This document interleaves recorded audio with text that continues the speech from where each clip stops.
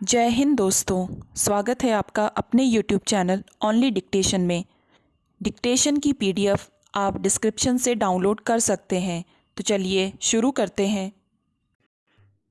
80 शब्द प्रति minute dictation शुरू होगी 3 सेकंड बाद। पूरे देश में कोचिंग केंद्रों की एक समांतर शिक्षण व्यवस्था कायम है, जिस पर कोई तय नियम कायदा लागू नहीं है। इसी का नतीजा है कि ये केंद्र अपने कारोबारी होड़ में न सिर्फ बढ़ चढ़कर दावे करते, झूठे और भ्रामक प्रचार प्रसार करते, बल्कि विद्यार्थियों को अंधी प्रतियोगिता में हाँक देते हैं। इसके चलते विद्यार्थियों के मनोबल पर बुरा असर देखा जा रहा है। उनमें खुदकुशी की प्रवृत्ति बढ़ रही है।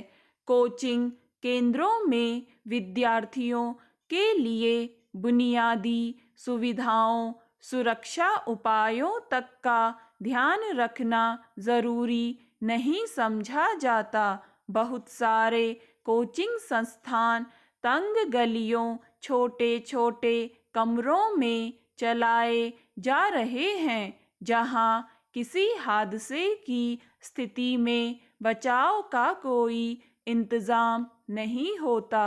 कुछ जगहों पर आग लगने से विद्यार्थियों की जान जाने का जोखिम पैदा हो गया। इनमें पढ़ाने वाले अध्यापकों की योग्यता का भी कोई मानक तय नहीं होता। ऐसे संस्थान न केवल प्रतियोगी परीक्षाओं की तैयारी कराते, बल्कि स्कूली शिक्षा बोर्ड परीक्षा आदि में अच्छे अंक और रैंक दिलाने का दावा करते हुए भी चलाए जाते हैं। इस तरह प्राथमिक कक्षाओं के बाद ही बहुत सारे विद्यार्थी कोचिंग केंद्रों के आकर्षण में फंसते देखे जाते हैं। इन्हीं शिकायतों के मद्देनजर अब शिक्षा मंत्रालय ने कोचिंग संस्थानों को विनियमित करने का प्रयास किया है।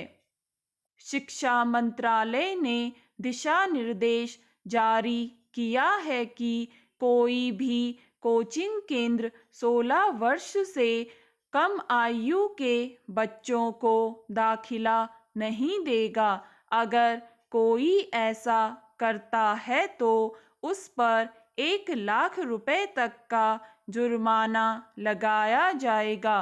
इसके साथ ही वे अच्छे अंक या रैंक दिलाने के भ्रामक दावे भी नहीं कर सकेंगे। इन केंद्रों में स्नातक से कम योग्यता वाले अध्यापकों की नियुक्ति नहीं की जा सकेगी। ये दिशा निर्देश एक तरह से कोचिंग केंद्रों पर कानूनी शिकंजा कसने की मंशा से दिए गए हैं। देखने की बात है कि कोचिंग केंद्र इनका कितना पालन करते हैं। दरअसल कोचिंग केंद्र व्यवस्थित शैक्षणिक संस्थानों के समांतर एक धंधे के रूप में विकसित हुए हैं। इनके लिए सरकार से किसी तरह की मान्यता लेने की ज़रूरत नहीं पड़ती। कोई भी व्यक्ति अगर किसी विषय की बेहतर समझ रखता हो तो वह कोचिंग शुरू कर देता है। अब तो हर शहर में बहुमंजिला और कई शाखाओं वाले कोचिंग संस्थान खुल गए हैं। जिन संस्थानों के नतीजे थोड़े बेहतर हैं, उनमें दाखिले के लिए भीड़ लगती है। राजस्थान के कोटा में तो कोचिंग संस्थानों का एक अलग शहर ही विकसित हो चुका है। स्टॉप। दोस्तों, अब यही डिक्टेशन आपको मिलेगी 90 शब्द प्रति मिनट की स्पीड से 3 सेकंड बाद।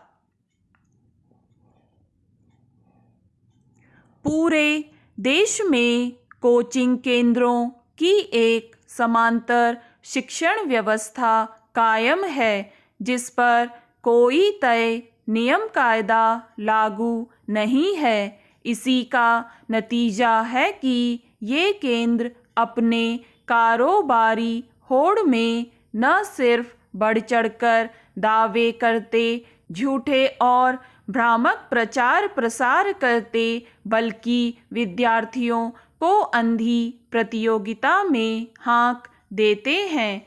इसके चलते विद्यार्थियों के मनोबल पर बुरा असर देखा जा रहा है।